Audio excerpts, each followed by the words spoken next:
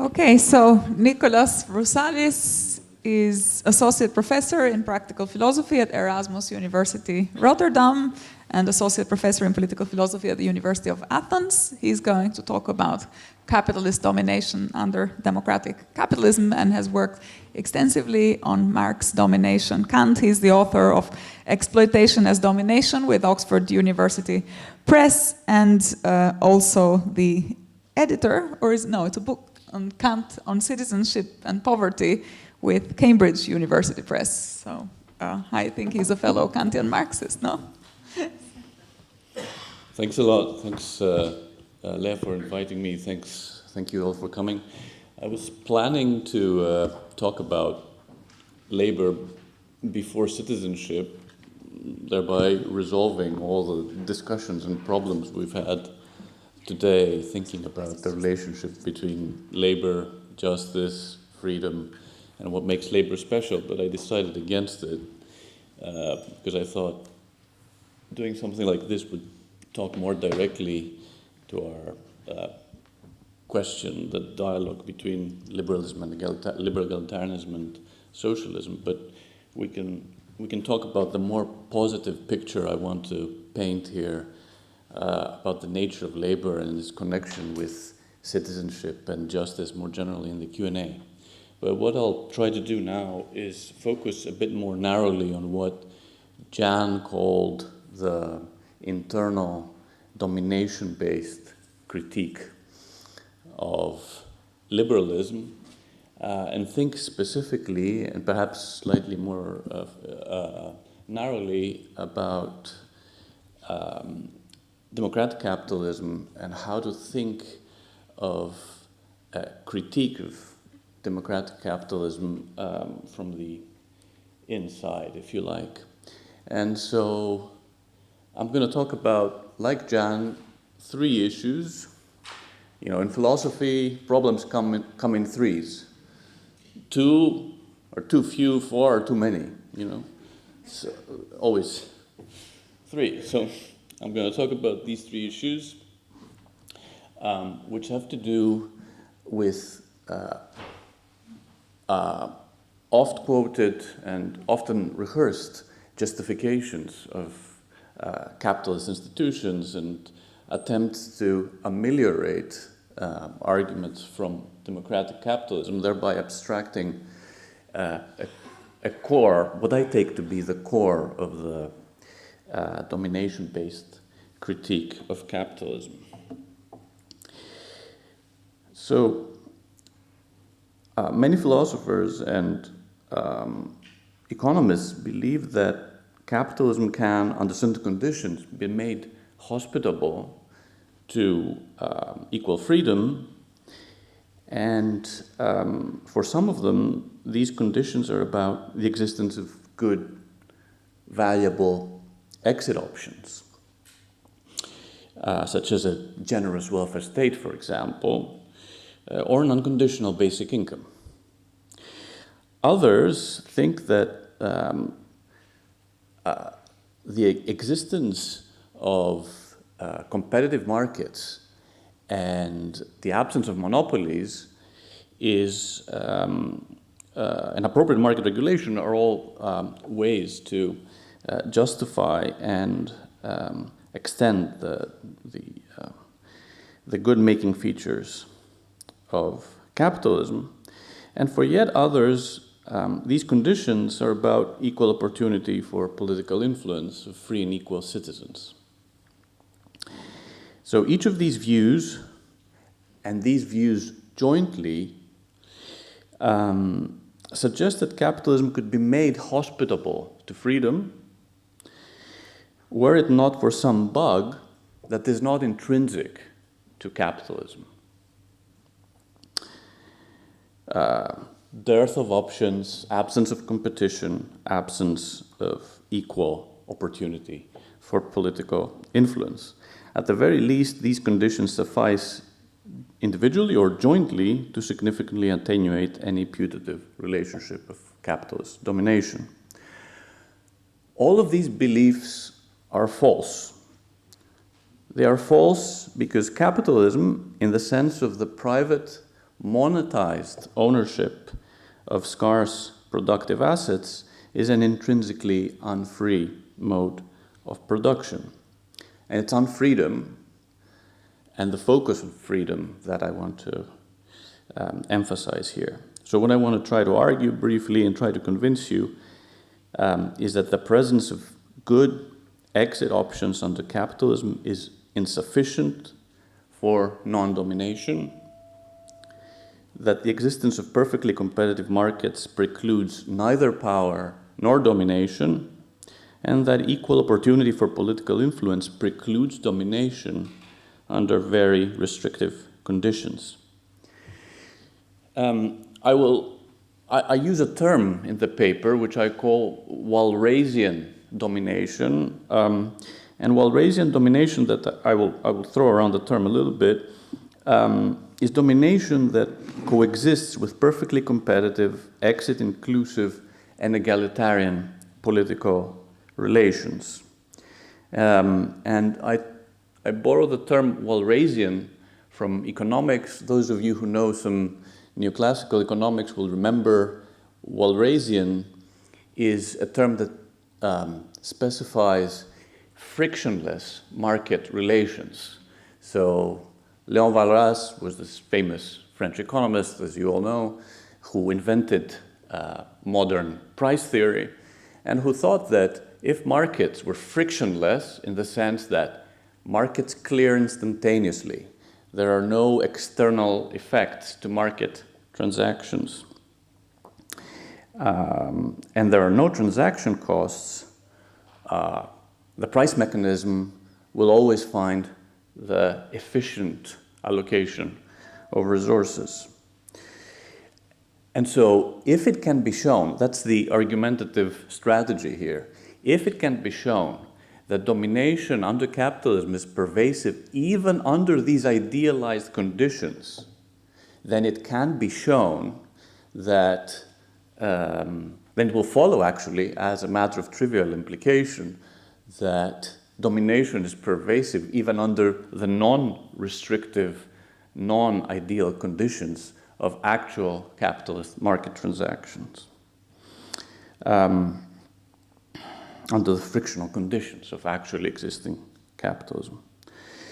And note finally that my object of criticism here is not markets generically. I have nothing against markets generically.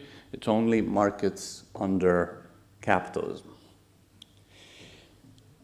So the three claims I want to criticize are the following. The first one is sufficiency of exit. If there are enough and sufficiently good exit options to a power relation, then that relation does not constitute domination. The second one is sufficiency of competition.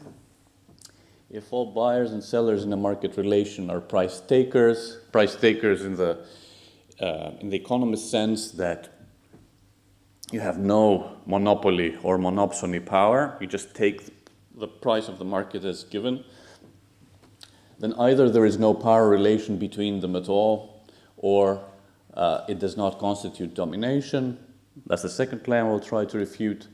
And third, that if each citizen has an equal opportunity to influence political outcomes, then any power relation between her and any other citizen does not constitute domination. I will also try to refute that claim, and I will also try to refute these claims jointly. So, let's get on with it.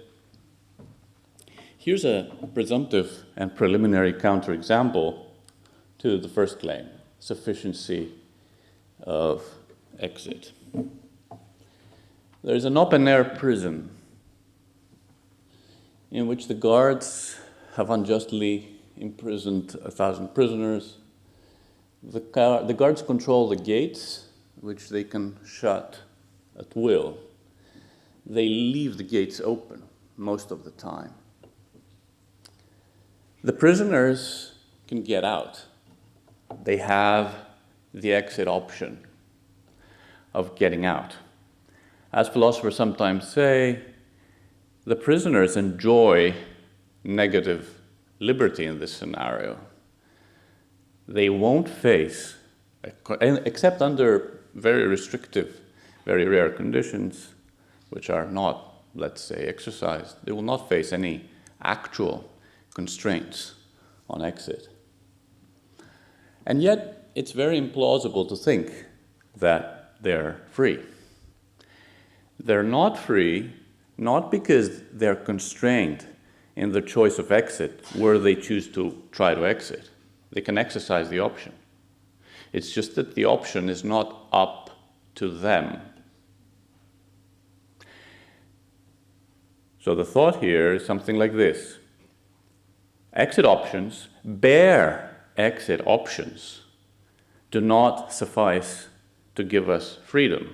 We might be able to get out through that door now. But it's not enough for our freedom that we can get out because there's no constraint. If there's someone behind the door holding a gun or a baseball bat and says, do this in order to get out, we're still not free. So the bare existence of an exit option does not suffice to give us freedom.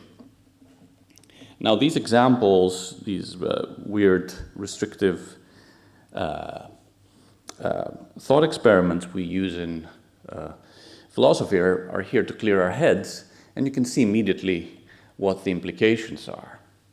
If the existence of a welfare state, for example, or even of a basic income, even a very generous, luxurious basic income, is not up to us, but up to them, in some sense of us and them that needs to be further elaborated and explained on the basis of the theory I will defend, then we're still not free.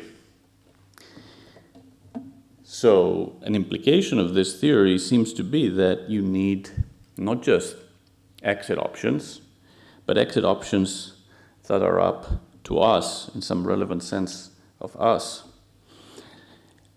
If, for example, the generosity of the welfare state, the generosity and extent of a basic income is not up to the members of a democratic republic, but is up to the choices and discretion of, let's say, the capitalists, then that's not enough to guarantee our freedom. So you can see, for example, here some obvious parallels with, let's say, patriarchal domination, a parallel between capitalist and patriarchal domination. It might be that the legal availability of divorce provides an exit option to women. But if the availability, extent, and intensity of the exit option is still up to men, that doesn't exonerate the patriarchy, and it still leaves women unfree. There's an obvious parallel here between capitalist and patriarchal domination. We can return to it in the Q&A. So that's a presumptive counterexample to the sufficiency of exit idea. And I want to talk a little bit about the sufficiency of competition idea. Recall, this is the idea that if buyers and sellers are price takers, so there's perfect competition in the Walrasian sense, then either there is no power relation between the buyer and the seller of the commodity, or it does not constitute domination. And here, of course, I have in mind the buyer is capital, the seller is labor. I forgot to mention, and that's very important, by capitalism here, I have in mind the monetized ownership of scarce productive assets. by a class of people.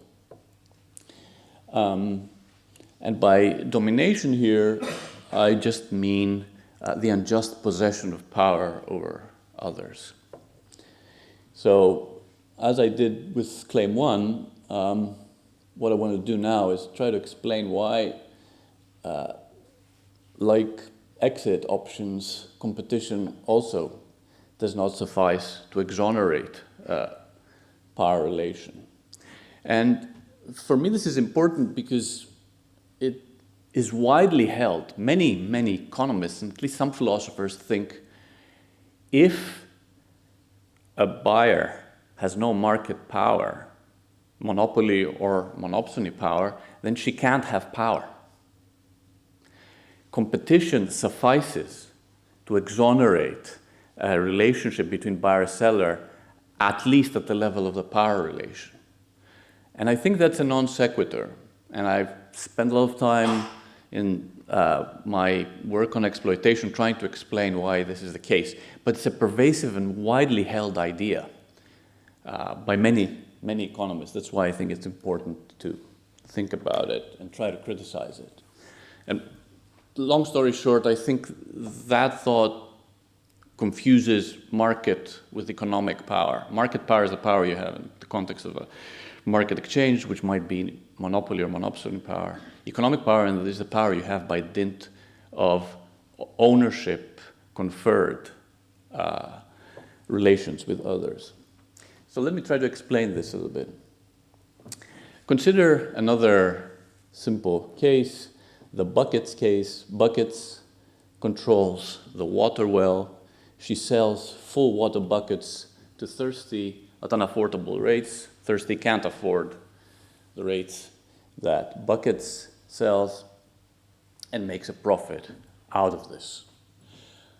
I take it this transaction is exploitative, and it is exploitative partly because it involves domination. It involves exercise of unjust power by Buckets over Thirsty. I ask you to grant me that assumption.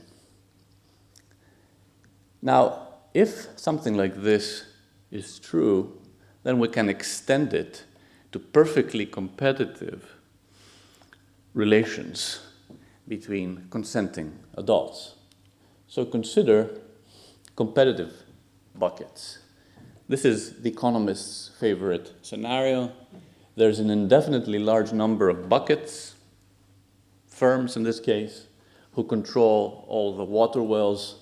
There's also an indefinitely large number of thirsties who want to buy water. That's Walrasian in the sense that it guarantees both that Buckets firms sell at perfectly competitive rates and that thirsties buy at perfectly competitive prices. No one is a price, everyone is a price taker, no one is a price maker.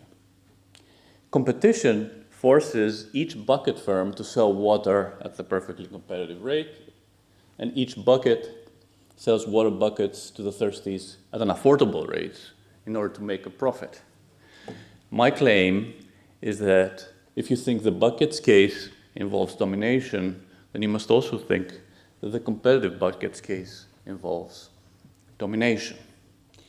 Competition, even perfect competition, even the abstract ideal Walrasian relation envisaged by neoclassical economics does not suffice to exonerate a power relation as being a relation of non-domination. This is again a presumptive counterexample to the generalization that competition gets us freedom. Now, before I end with the stuff on equal political influence, let me just say the argumentative strategy here is to first think about the individual individually sufficient conditions and then bring them together. So what I want to do now is talk a little bit about equal political influence and try to explain why even under equal political influence, we're still not guaranteed, even if we had resourced equal access to political participation, would still be dominated by capital. So the thought here is something like perfect competition, exit options, equal political influence, the conjunction of the three still don't get us a way out, still don't guarantee that our social lives are up to us. And the equal political influence move has recently been revived in political philosophy. Jan mentioned John Rawls, who famously defends what he calls the fair equality of opportunity principle, which is about equal chance to realize one's talents without any bias or inequality arising from class, race, gender, and other forms of morally arbitrary inequality. But of course, a very sophisticated liberal like Rawls thinks this is a necessary but not a sufficient condition for equal freedom. Some more recent liberal writing has not been so discriminating. And I'm thinking here the otherwise excellent book by Nico Kolodny, which seems to argue that equal political influence in that sense, if we had an equal political leverage over the outcomes of politics, we would, by dint of that fact alone, be free and equal. We would, by dint of that fact alone, would enjoy equal freedom. And I think that thought, the thought that it's both necessary and sufficient, equal political influence is both necessary and sufficient for equal freedom, is mistaken. And so here's a presumptive counterexample to that thought. There are two countries. One is philanthrocapitalista, call it P, and socialista, call it S. They have identical institutional safeguards for the protection of the basic liberties. They have identical income and wealth distributions and identical levels of capabilities and welfare per capita. Moreover, each citizen enjoys equiprobable decisiveness at the voting booth in both countries. This is crucial. Equiprobable decisiveness is the term that Kolodny uses to specify his theory of equal political influence. It's the thought that everyone has an equal probability of being decisive at the voting booth as to whether candidate A or candidate B gets elected. The only difference that the means of production are private, the only difference between P and S is that the means of production are privately owned in P, but not in S. The structure of this economy, therefore, allows the philanthrocapitalists to announce that if taxes are raised, they will disinvest in the economy through no great stretch of the imagination. Disinvestment means fewer jobs, unemployment, and eventually an outvoted government. As it happens, the philanthrocapitalists never make such a pronouncement. But everyone knows what's going on. So, I think this case and cases like it do satisfy Kolodny's requirement of equiprobable decisiveness. You and I, in the philanthrocapitalist society, would enjoy an equal probability of electing one candidate as opposed to the other. And yet, it would still be up to someone else whether that candidate is elected or remains in power for enough to realize, for example, a tax hike, an investment in health and education, a much needed expansion of the public sector, a disinvestment from missiles into human self-realization, and so on. The citizens of P, of the philanthrocapitalistic society, could pull that off. They would have an equal probability of being decisive. But that probability would still be determined by what the capitalists, the philanthrocapitalists in this case, are prepared to accept. So the example shows, I think, that, again, equally probable decisiveness does not guarantee that the policy is up to us. So the argumentative strategy for the domination theory and for showing why capitalist domination might survive under democratic capitalism is the same in all three cases. It consists in thinking about what it would take for democratic decisions to be up to the citizens as opposed to a very small subset of them, namely those who control the means of production.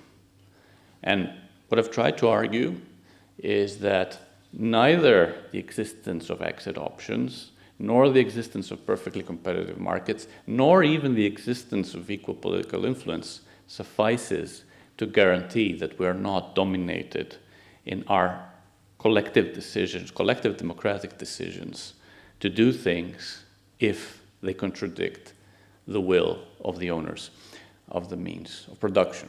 For that, we need something else, something stronger, something that's not satisfied by these conditions as I have set them out here. Thanks for your attention.